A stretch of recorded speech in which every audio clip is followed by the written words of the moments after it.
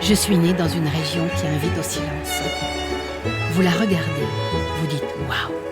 Faire des phrases devient dérisoire. De là peut-être l'économie de parole qui caractérise le pays de Vaud.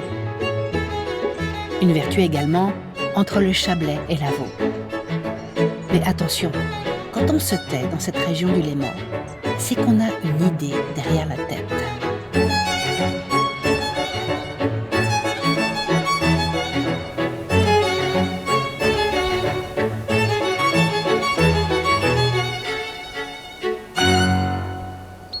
Cette idée derrière la tête, elle vient de très loin dans le temps. Elle se transmet, tel un secret de famille, de génération en génération. Elle incite à retenir son souffle, à faire provision d'énergie, à la stocker, la multiplier, l'entretenir de jour en jour, de mois en mois, saison après saison. Toute cette énergie, patiemment accumulée, se répand tous les 20 ans dans la région. Et comme la lave d'un volcan, elle se met à monter dans mon corps, à couler dans mes veines et à faire battre mon cœur.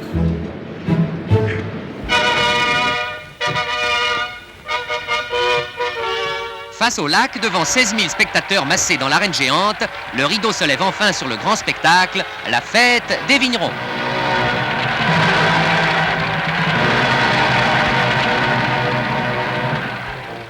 Heures de merveille et de ravissement. Phébus, dieu du soleil, paraît environné des rayonnants archers de sa garde. Je meurs et je ressuscite 5 fois par siècle. À quoi tient cette étonnante alchimie entre une fête et un peuple depuis maintenant plus de 200 ans? La réponse se trouve dans l'histoire que je vais vous raconter. Mon histoire. Je suis le roi éphémère du pays de la fête. À chaque génération, je réapparais lorsque renaît la grande fleur de la terre vaudoise, la fête des vignerons.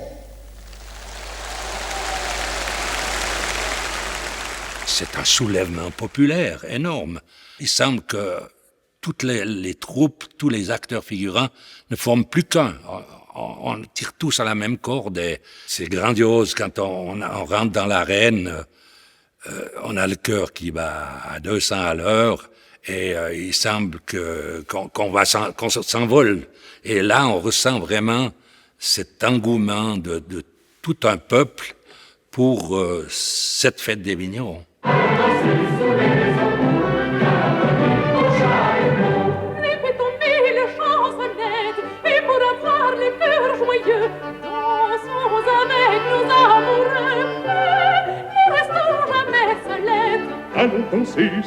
Comment expliquer aussi que certaines chansons parviennent à traverser les âges, comme cette ode à la nature, écrite et composée par Jean-Jacques Rousseau au XVIIIe siècle, au risque d'effrayer les jeunes générations, souvent allergiques au folklore.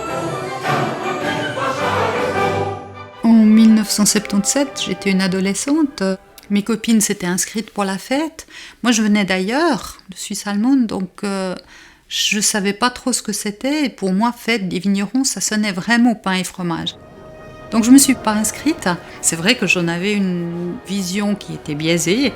Et quand j'ai vu le spectacle, je me suis dit, ah ouais, quand même, c'est vraiment pas pain et fromage du tout. Et c'est aussi ça qu'il faut faire attention. La fête des vignerons, c'est pas une fête folklorique. C'est vraiment une création de son temps qui traite de thèmes universels et de thèmes éternels presque. On a un flux de population qui vient voir cette fête, on a une idée démesurée, comme le dirait l'abbé président, on est fou à Vevey. Eh bien, on attire par ce côté où on ose créer une arène gigantesque, créer un spectacle, non pas démesuré, mais à la mesure peut-être de la célébration qu'on veut pour les vignerons tâcherons.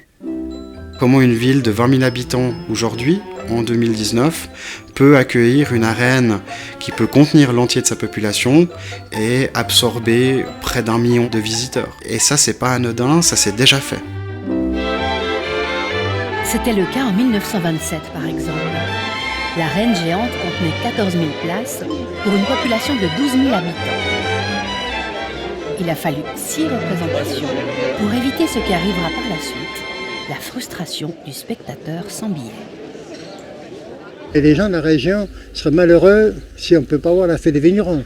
On a vu celle de 1957, on aimerait aussi avoir celle-ci, au moins deuxième avant qu'on fasse le grand voyage, comme on peut dire, n'est-ce pas, hein? Nous avons vendu 236 640 billets, toutes les places des 15 représentations, y compris l'avant-première et la générale, seront donc occupées.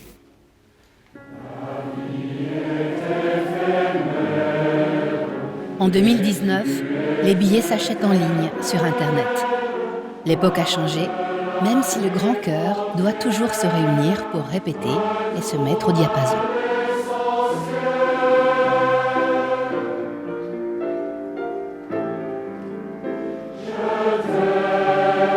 Voici d'ailleurs la toute première répétition sous la direction d'une jeune chef de la nouvelle génération.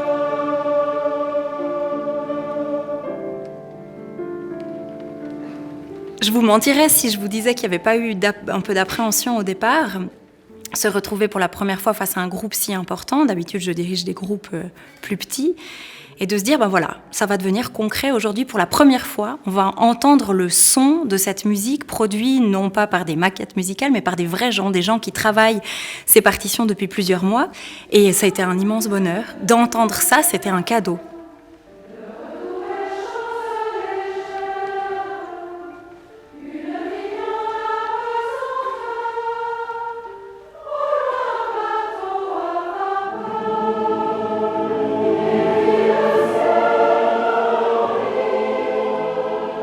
Je crois que ce qui m'a touchée avant tout, c'est de sentir cette même ferveur, ce même élan chez chacun des chanteurs.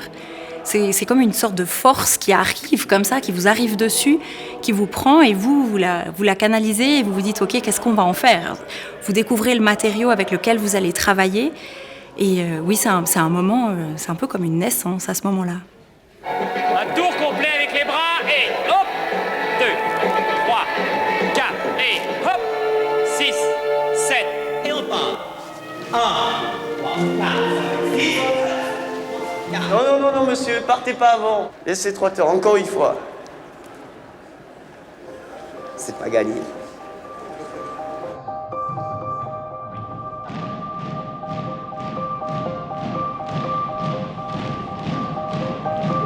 Ils sont danseurs, chanteurs, musiciens, armaïs, soldats du groupe des 100 Suisses.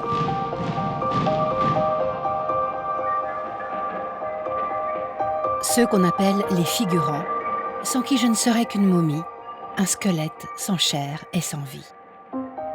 Ils étaient déjà passés 2000 en 1927. Leur nombre avait ensuite doublé en 1955. Ils seront plus de 5000 en 2019. Tous ces chiffres sont inscrits dans les registres de la confrérie dès les toutes premières éditions. Certaines figures étaient déjà présentes en 1797 lors de la première fête. À l'image de Silène, personnage récurrent, moins à l'aise sur un âne que sur un tonneau de vin blanc. Il faut se mettre les deux, ouais. Il faut le laisser un peu aller.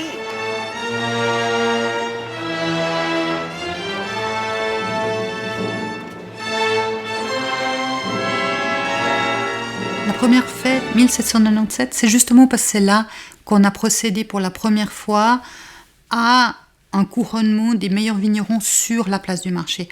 Avant, c'était vraiment une parade, ça a évolué, c'était un cortège d'une société comme il y en avait tant d'autres, qui avec le temps a gagné en magnificence, on y a mis des ornements, mais c'est vraiment le fait de s'arrêter sur la place du marché, sur une estrade, qui fait qu'on va transformer ce qui était qu'un cortège en un spectacle.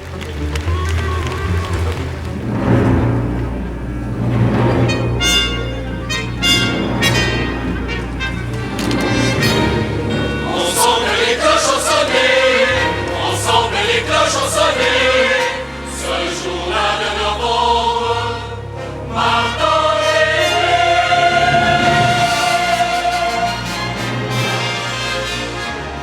fête des vignerons, c'est quoi en fait? Ça vous parle de votre vie, de la vie de l'humain, du cycle des saisons, depuis la vie, depuis la naissance jusqu'à la mort. C'est l'amitié, c'est l'amour, c'est les tensions, c'est les problèmes, c'est l'optimisme. C'est tout ça qu'on chante dans une fête des vignerons.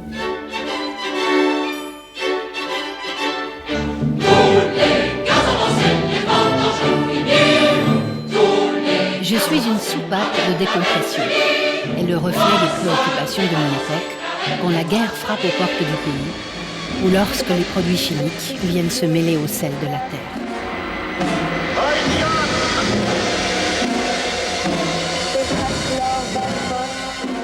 Elle est à chaque fois dans les thématiques de son temps. Alors l'écologie en 77, encore en 99, en 2019 certainement aussi. Et surtout, vous avez par exemple en 1905, Morax qui intègre le phylloxéra, le mildiou et tout ça dans les paroles des chants. C'est vraiment une conjonction d'années de crise qui vont mettre à mal le vignoble. On va avoir les vignes diminuer, Vevey qui est en pleine expansion industrielle et touristique, eh bien les gens vont vendre beaucoup de leurs parcelles pour le développement industriel. Beaucoup de vignerons vont arrêter, vont être engagés dans les usines. Les propriétaires, ils investissent ailleurs.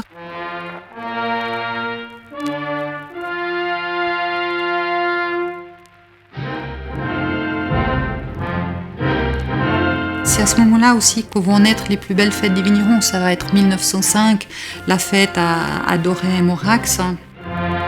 Et après encore 1927, on est vraiment au paroxysme des années de crise avec en plus une météo catastrophique depuis plus de 20 ans.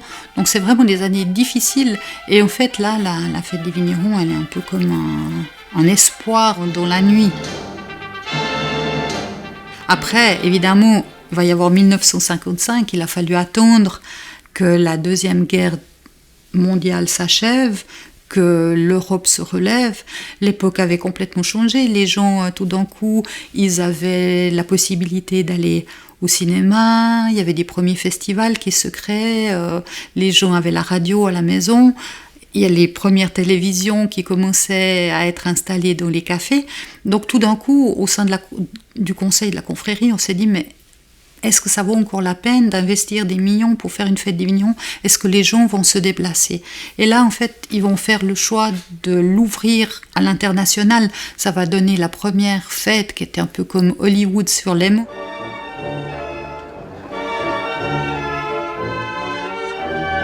On est au sortir de la guerre, on utilise les projecteurs DCA de l'armée suisse pour éclairer le spectacle de la fête des vignerons.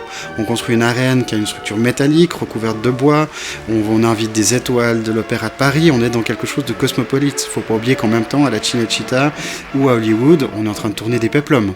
Donc voilà, on est dans l'air du temps.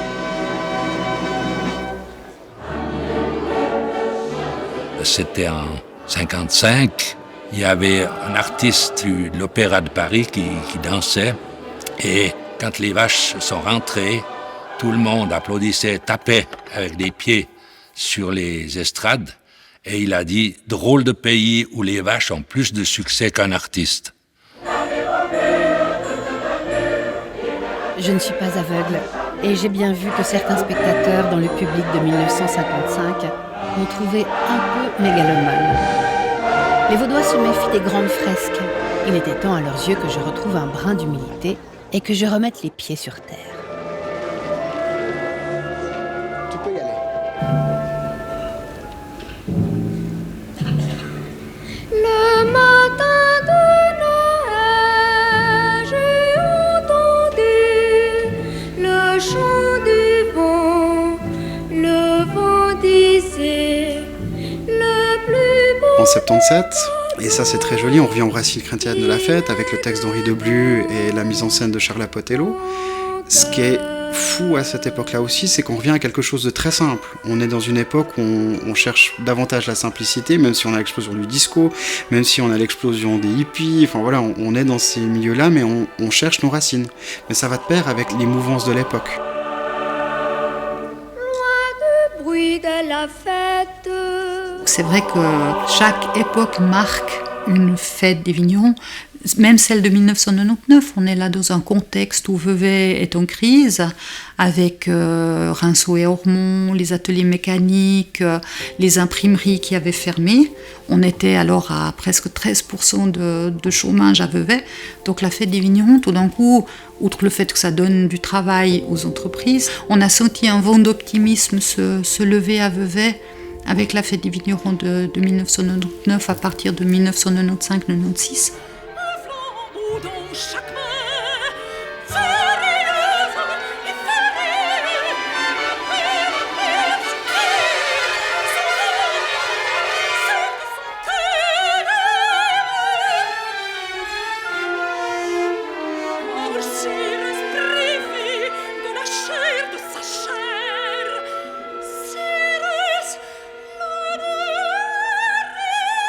Je me serais cru à l'opéra. Comment avez-vous trouvé la musique? Superbe, très bien. Non, la très musique, bien. c'était le moins bien, monsieur. À mon avis, c'est le point faible. Oui, ça nous a pas plu. Pas plus du tout. La Pas musique. non. Pas du tout. Non, pas du tout. Pourquoi? C'est pas traditionnel, on peut pas retenir les chansons, la musique. 1, 2, 3.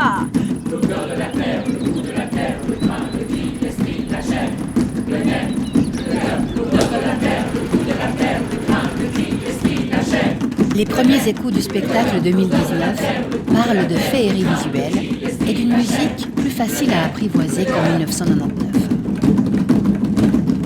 Ah ouais! Je crois que c'est une musique qui est très ancrée dans la région et à la fois dans l'air du temps. C'est-à-dire que c'est une musique qui parle tout de suite, qui va vous toucher tout de suite. Et en même temps, plus on la travaille, on se rend compte qu'elle est riche, qu'elle est profonde, on en découvre toujours un nouvel aspect.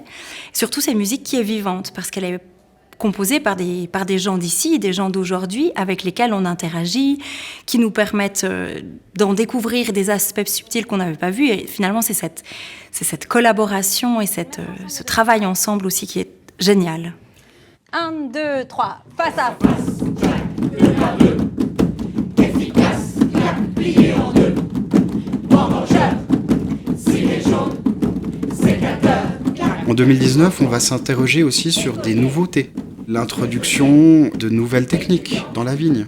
Le vigneron, comme on peut le voir, va prendre son téléphone et puis vérifier la météo régulièrement, ou alors il va utiliser sa tablette pour suivre ça. Le spectacle sera aussi extrêmement technique, parce qu'on a les moyens techniques aujourd'hui de faire une super production hollywoodienne pour un spectacle de la fête des vignerons. Mais inversement, on revient à des thématiques qui sont beaucoup plus terre à terre, parce qu'on va parler de la biodiversité. On parle de tous ces petits animaux, ces insectes qui font la vigne, eux aussi. Il n'y a plus de divinité à l'intérieur du spectacle. On quitte cet aspect mythologique, probablement parce qu'aujourd'hui, les gens ont moins besoin de se rappeler de ce côté religieux. On a plutôt envie de se rappeler de comment travaille un vigneron, qui il est, et puis comment le vigneron travaille aujourd'hui dans la société.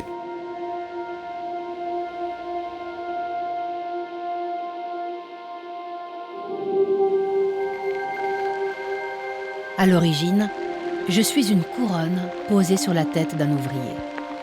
Je célèbre son travail quotidien au service du propriétaire de la vigne. Un travail exigeant, répétitif et minutieux. Le vigneron tâcheron est aussi méticuleux et précis qu'un horloger, à ceci près qu'il ne gère pas les secondes ou les minutes, mais le rythme lent des saisons. Sur le plan sportif, il serait plutôt marathonien que roi du sprint. On lit que aux Jeux Olympiques ou comme ça, les athlètes sont couronnés, mais qu'ils ont fait une longue préparation, c'est entendu, mais un effort d'un quart d'heure, enfin, ou de 20 minutes, ou de demi-heure. Alors, on imagine mal ce que c'est que, année après année, malgré parfois la maladie, des fois le deuil, ça continue parce qu'on aimerait avoir les points qu'il faut et qu'on aimerait arriver à quelque chose à la prochaine fête. C'est quand même des années de labeur qui se voient récompensées, et il n'y a quand même pas toutes les professions qui peuvent prétendre à être couronnées de vos 20 000 spectateurs un beau jour en été sur une place en plein air.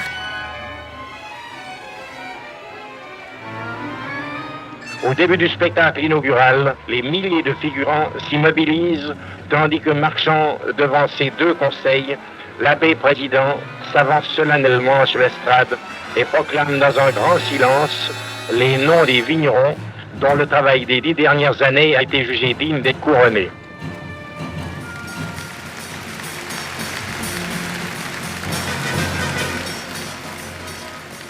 Vu que c'est un concours d'excellence auquel les propriétaires soumettent les vignerons, donc c'est pas un choix du vigneron de participer, mais c'est un choix du propriétaire de soumettre son vigneron à la visite de la confrérie. Donc même pour les vignerons qui sont un peu rétifs au départ, c'est quand même une manifestation tout à fait particulière. Ah ouais. Je vais mettre pour les notes à 1043. Ils sont notés lors de 3 visites par année. Ils vont procéder à la première visite au mois d'avril, juste à la fin de la taille. La deuxième aura lieu à la fin des grands travaux de feuilles, donc au mois de juillet, entre le 10 et le 15 juillet. Et la troisième visite a lieu quelques semaines avant les vendanges, donc le 10 et le 15 septembre. Comme ces années, ça a été très précoce, on a dû avancer la visite. Après chaque visite, les propriétaires et les vignerons reçoivent un rapport écrit avec les notes et des commentaires s'il y a des choses spéciales. Là, vous mettriez quelle note? 6. 6. 6. 6. 5. 5. 5,5. Ça donne différentes notes et à la fin de l'année, on fait le décompte et normalement, tous les 3 ans, on remet des primes aux vignerons lors d'une cérémonie qui s'appelle la triennale. Et en fait, la fête des vignerons, c'est comme une super triennale. C'est vraiment le moment où on récompense les meilleurs des meilleurs. On ne couronne pas le vigneron qui produit le plus ou qui a la plus grande vigne, la plus belle vigne, etc. On va couronner le vigneron qui a réussi à le mieux entretenir sa vigne. L'a entretenu avec raison, avec respect, avec attention, patience. Comme le diraient certains vignerons, l'a bichonné finalement.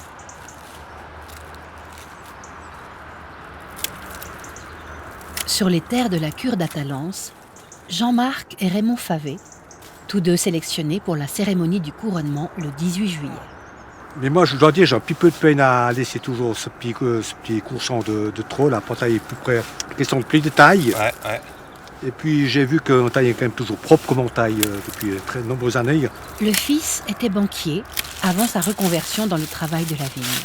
Ouais, que j'ai toujours à cœur de... Le père, Raymond Favet, a déjà été récompensé 2 fois, en 1977 et en 1999. Il sait que la couronne et les médailles se jouent à très peu de choses.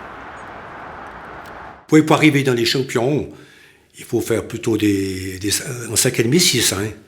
Autrement, ça commence à faire un 4. On ne sera plus dans les champions, c'est plus embêtant là. Hein. Mais c'est pas évident, on peut se faire une petite erreur une année, hein. Il faut lutter.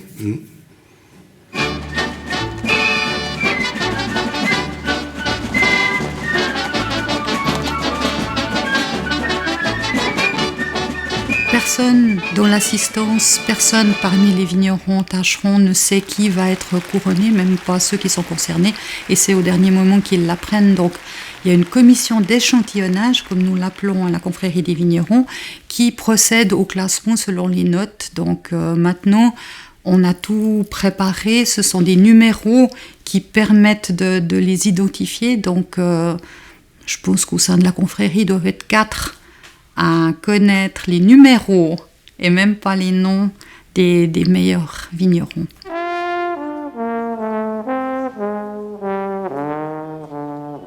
Je savais très bien que, plus ou moins d'après les résultats d'auparavant et tout ça, que je serais bien placé, quoi. Ça serait pas... Et c'est vrai qu'on arrive toute l'équipe, tous les vignerons là, on a tous le chapeau, hein. Et puis on attend le dénouement du résultat, quoi. Hein. Mais vraiment... J'avais aucune idée à quelle tâche je serais placé, voilà. C'est au millième que ça se joue, la couronne. Donc tous ceux qui se retrouvent à quelques millièmes de points ont quand même la couronne. Donc là, lors de la dernière fête, ils étaient 5. Donc oui, il y en a un qui a la toute meilleure note et c'était Raymond Favet. Donc c'était vraiment lui le roi des vignerons couronnés. Conformément à la tradition, la confrérie des vignerons va procéder maintenant à la distribution des récompenses. Premier vigneron couronné, Raymond Favet.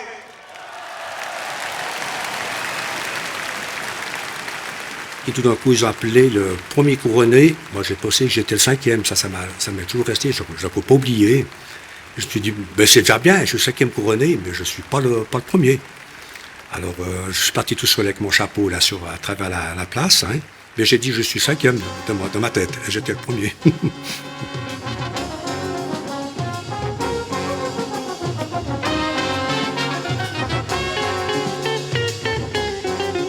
Je crois que ça récompense juste tout le travail qu'il a effectué depuis le début qu'il était vigneron tâcheron. Il a toujours à cœur de travailler au mieux les vignes pour son propriétaire. Et c'est vrai qu'il a toujours eu le respect du travail bien fait. Et c'était juste une juste récompense finalement.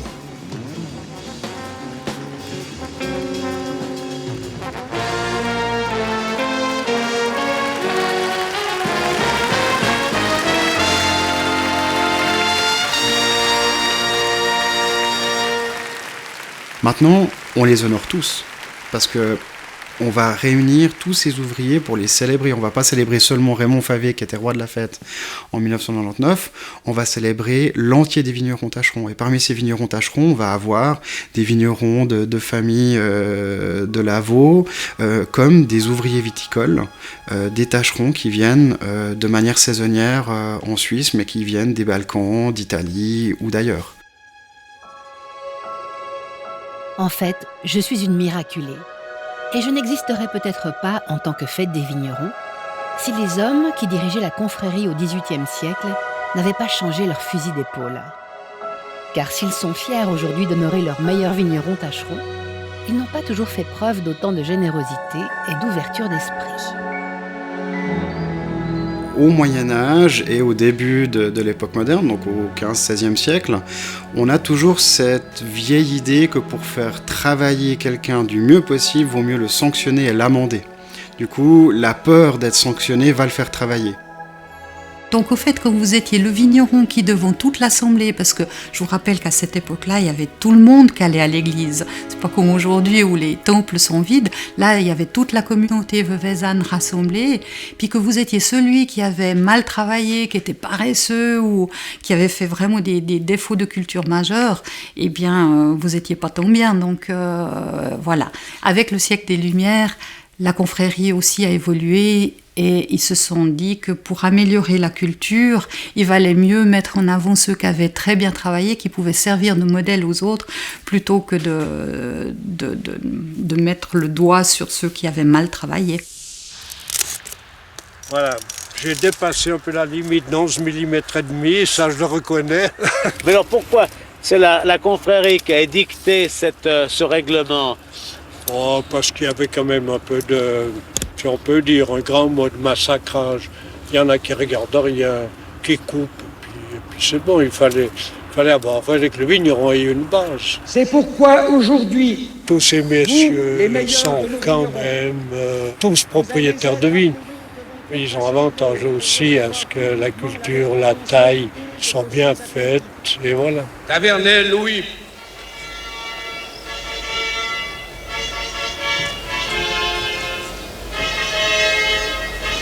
Ces messieurs de la confrérie des vignerons, toujours prêts à parader. Les historiens recherchent l'origine de leur institution au Moyen-Âge, avant l'occupation du pays de Vaud par les Bernois.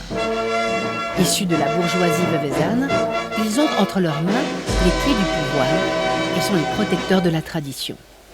Ce sont eux encore qui élisent les créateurs du spectacle.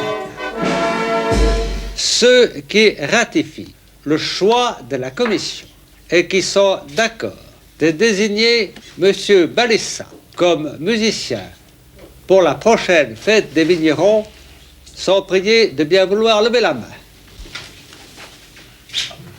Avis contraire, il n'y en a pas, c'est l'unanimité. La fête des vignerons me paraissait un spectacle, une conception assez désuète à l'époque, je dois le dire. Mais en même temps, c'était un problème qui m'intéressait.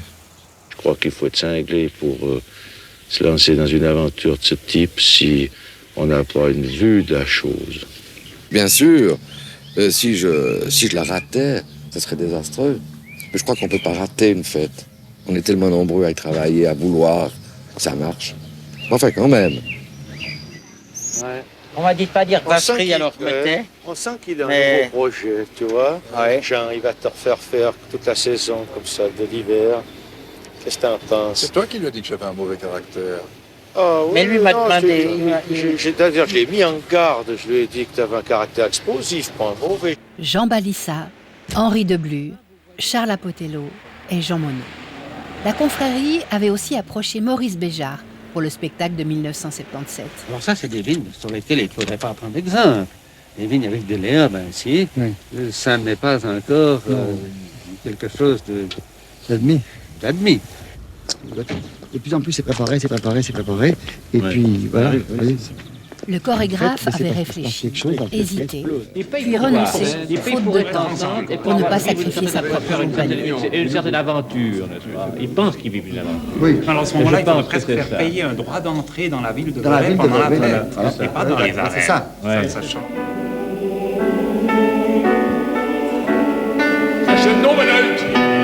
En choisissant les auteurs du spectacle ou les cadres de l'institution, les membres de la confrérie ont mis 2 siècles à comprendre que la compétence pouvait également se décliner au féminin.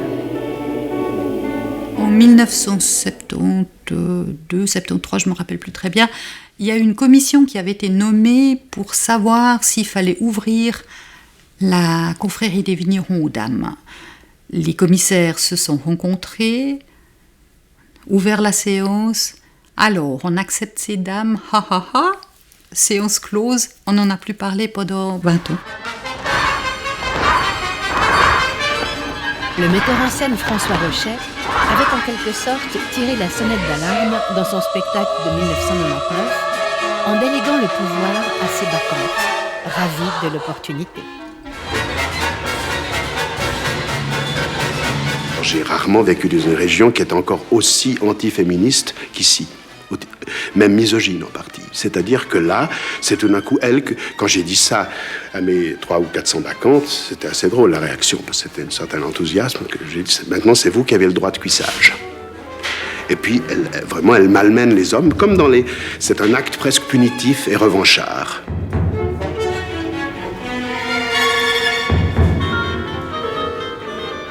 Alors, Blandine, Georges, dans le spectacle, vous incarnez les bacchantes qui violent littéralement les vendangeurs. C'est un rôle qui vous convient?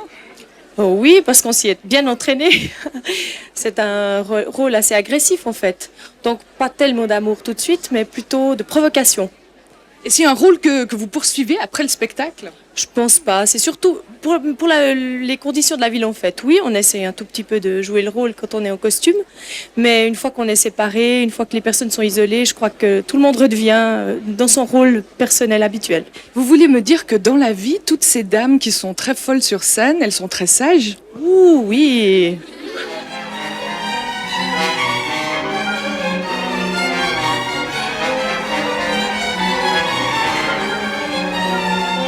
François Rochet, quand il s'exprimait en 1999, c'est clair qu'il avait face à lui une société qui avait changé, quand même, qui donnait un peu plus de place aux femmes, et une confrérie qui était toujours aussi fermée sur elle-même, sur la masculinité. Et après la fête, une nouvelle commission s'est réunie, et cette fois-ci, ils ont beaucoup discuté de ce qu'était une tradition. Et est-ce que les femmes pouvaient porter atteinte à cette tradition séculaire de la fête des vignerons. Et ils ont conclu à une grande majorité que non, qu'en fait on pouvait faire confiance aux femmes pour porter cette tradition aussi. Et il me semble que parmi les membres de la confrérie, il n'y a plus personne qui regrette que maintenant la confrérie soit mixte. 1, 2, 3.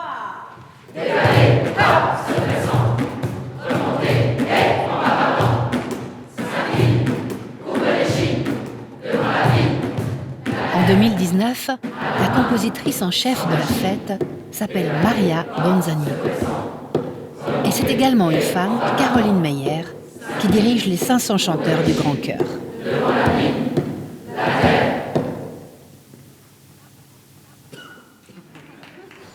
Que des hommes, en revanche, dans cette ferme de Vuadens, en Gruyère, qui accueille les meilleurs ténors du canton de Fribourg. Tu m'as promis naguère ta visite, les jours se passent, tu ne viens pas, vers mon chalet, de grâce monte vite, viens je t'appelle. Ils sont les derniers candidats encore en lice pour chanter le rang des vaches dans le chœur des Armailles de la prochaine fête des vignerons.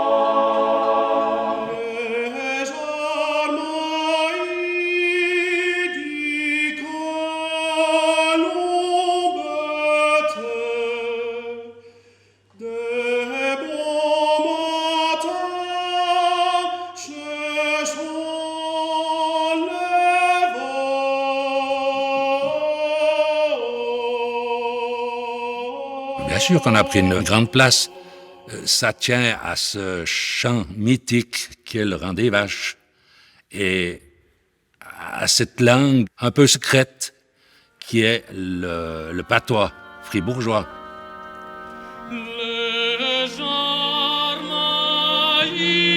Un chant que j'entends résonner dans les arènes veuvezannes depuis 1819, à une époque où les échanges commerciaux étaient déjà intenses entre les paysans du haut et les vignerons du bas. Dans le temps, tout vigneron était agriculteur, possédait une ou deux vaches et souvent ils nous mettaient ce bétail en estivage.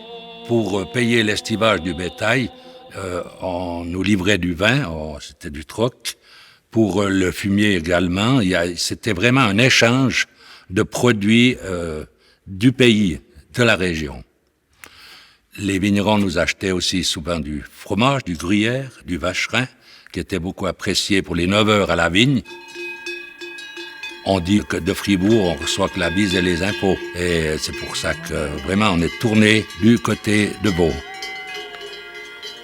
On est bien sûr de vrais Fribourgeois et on y tient, mais on a ces contacts beaucoup plus faciles avec les gens du pays de Vaud.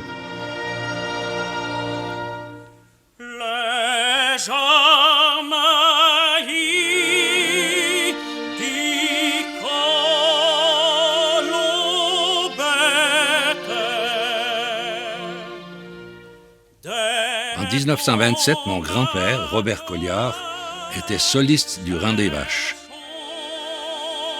Et en 1955, il était maître armaillis. Mon père était meneur de vaches et moi-même également meneur de vaches.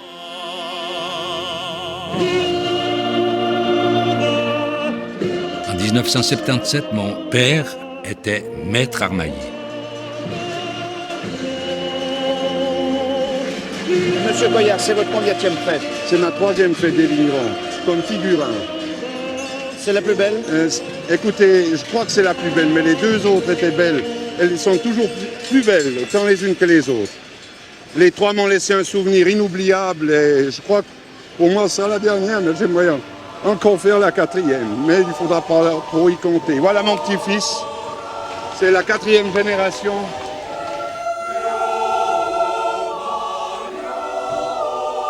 En 1999, j'ai été comme maître armaillis.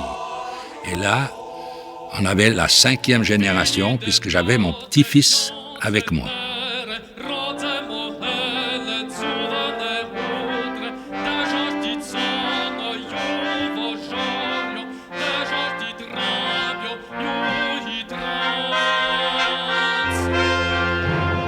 La fête de 2019, si elle plaît aux gens de notre âge, ce sera bien.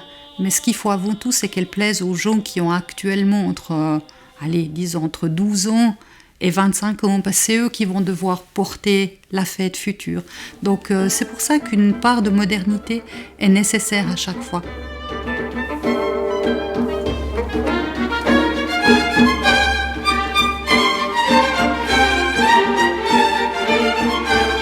À chaque fête sa modernité, également caractérisée par l'évolution de la technique que l'on disait déjà ultra sophistiquée en 1977. Alors nous avons en permanence ici un météorologue qui nous est délégué par l'Institut suisse de météorologie de Genève, qui évidemment dispose des bulletins que l'Institut nous transmet par téléx, 3 ou 4 fois par jour. On était encore à des années-lumière de la révolution digitale, du smartphone, qui pourrait tout chambouler. Je pense qu'il y aura une fête des vignerons du moment que les jeunes, même au-delà de leur fin, arriveront à toujours quitter ce smartphone. Ça, je pense que c'est là que ça se joue. Oui, les jeunes aiment leur smartphone, ils sont dessus, mais la fête de 2019, elle pourra presque être regardée sur son smartphone. C'est ça qui est important. Peut-être qu'un jour, 2041 ou 2065, la fête, on va la regarder au travers de lunettes en réalité augmentée. On sera chez soi, assis dans son canapé, avec les lunettes sur la figure, et puis la fête se vivra comme ça. Mais en même temps, ce qui fait que la fête peut toujours exister, c'est qu'il y a un moment où on propose aux gens de se surpasser, que ce soit en voyant une arène se construire au milieu d'une place, même s'ils veulent être toujours... Enfin, la place est plus petite, on veut tout construire toujours plus grand. On peut mettre 20 000 personnes dans l'arène en 2019. Alors peut-être que 2019 sera la dernière fête au centre-ville à Vevey. Parce que peut-être que ça sera plus possible de faire une fête des vignerons au milieu d'une ville. Peut-être qu'il faudra la faire à l'extérieur. Une fête des vignerons délocalisée, comme le souhaiteraient ceux qui pèsent aujourd'hui contre la paralysie du centre-ville, l'immensité du chantier ou le prix des billets. La grogne est limitée géographiquement, mais plus rien n'est strictement local aujourd'hui à l'aune des réseaux sociaux. 2019, ça reste une phase test aussi. C'est la première fête de l'ère numérique, c'est la première fête digitale. C'est la première fête aussi où on fait face à un public qui a peut-être beaucoup plus d'attentes. Il est peut-être moins sélectif que dans les années précédentes, mais par contre, il a beaucoup plus d'attentes au niveau du divertissement, au niveau des services, au niveau de tout ça, et il faut y répondre.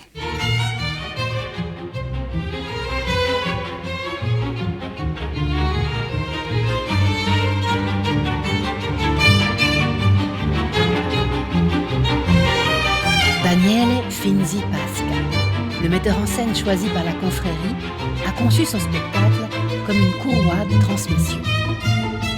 Un grand-père raconte la tradition de la fête des vignerons à sa petite fille. L'histoire se déroule dans l'univers poétique cher à l'artiste tessinois, comme dans son spectacle joué à Montréal en 2013.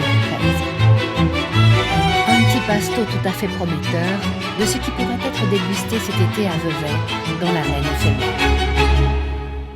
C'est le 18 juillet, la fête, elle va nous échapper. Je veux dire, maintenant, ça fait 9 ans qu'on est sur le projet, qu'on la prépare, qu'on l'imagine, qu'on la rêve, qu'on est désillusionné par rapport à certaines choses, des fois. Et on sait que, quoi qu'on fasse, qu'on soit prêt, pas prêt, le 18 juillet, ça n'a plus aucune importance. La fête, elle appartiendra à ceux qui la font. C'est-à-dire que la fête des vignerons, c'est un spectacle que les acteurs figurants, déjà, se donnent à eux-mêmes, que les vignerons vont vivre pour eux, dans leur sociabilité, dans leur cercle d'amis, avec la population. Et là, je veux dire, plus personne n'en a rien à faire de ceux qui ont organisé la fête. Elle vit, elle est juste là, et adieu va. Tout gentiment. Voilà. Le jour de la première, mon long sommeil aura duré 20 ans. D'air à gauche et à droite. Mais patience, ce n'est pas encore tout à fait l'heure du réveil. Il reste encore tellement de choses à construire jusque-là que j'ai hâte de découvrir les prochaines étapes. Si vous voulez, c'est comme le spectacle aujourd'hui, c'est comme si je le voyais là-bas, un peu en flou, et à chaque nouvelle étape, on s'approche, ça devient un peu plus net, un peu plus net. Il y aura le jour où on va rentrer pour de vrai dans les arènes, où on sera... C'est comme ça, grand. D'ailleurs, ça me fait la chair de poule rien que d'y penser, parce que je me projette vraiment. Je pense à partir de ce moment-là, quand on sera dans les arènes, qu'on aura une partie de la scénographie qui sera faite, qu'on saura comment ça sonne. Mais pour l'instant, je me réjouis vraiment juste des étapes qui viennent.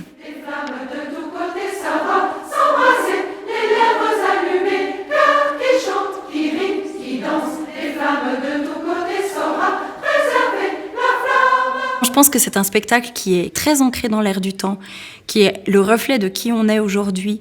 Je crois qu'il y a aussi dans notre société un envie de retour à l'essentiel, de retour aux sources, de retour à moins de chichi, de transformation, quelque chose d'assez brut, d'assez ancré. Et moi, c'est ce qui me plaît, c'est aussi le moteur dans ma vie. Et après, je crois que je suis quelqu'un d'assez patriotique, ça parle à nos racines, et chacun finalement peut y mettre une dimension qui lui est propre. Je crois que justement, d'avoir l'équipe de Daniel Finzi-Pasca qui est complètement dans l'air du temps, tout en ayant une dimension poétique et artistique, ça répond à qui on est aujourd'hui. On a un besoin d'ancrage, tout en étant évidemment pas tourné vers le passé, mais vers l'avenir. On dit que quand on a vu 3 fêtes des vignerons, on peut mourir. Je suis très content de ne pas être décédé, puis pouvoir, je l'espère, on n'est encore pas à la fête, mais je l'espère participer à ma 4e. Et je crois qu'on est une 30aine d'acteurs figurants à participer à notre 4e fête.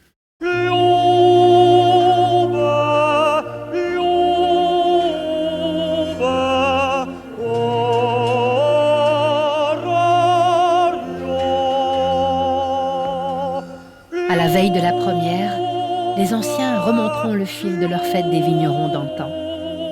Ils se souviendront de la voix de Bernard Romanens, gravée dans la mémoire collective des romans.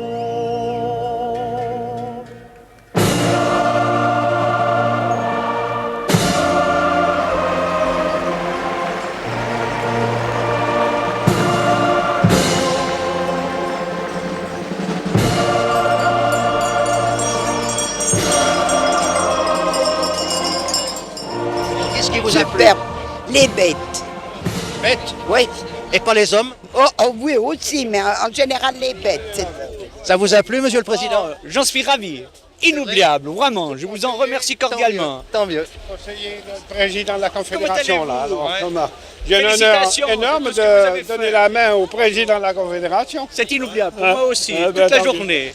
Vous savez, c'est vraiment, moi, ce qui est le plus frappant, je trouve, dans la fête des vignerons, telle qu'elle se passe maintenant, c'est une sorte de ferveur et d'amitié générale. J'entends au niveau des figurants, mais aussi entre les spectateurs et nous.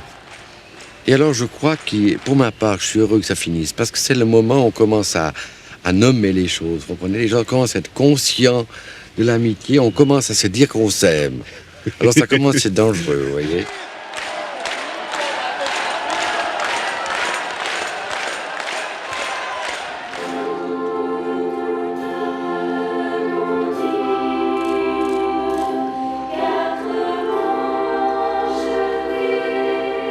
Je suis comme les saisons. Je m'en vais, puis je reviens. La fête qui se termine est une promesse de renouveau. Il n'empêche, l'ultime représentation s'achève toujours dans la fatigue et la mélancolie d'un soir d'été.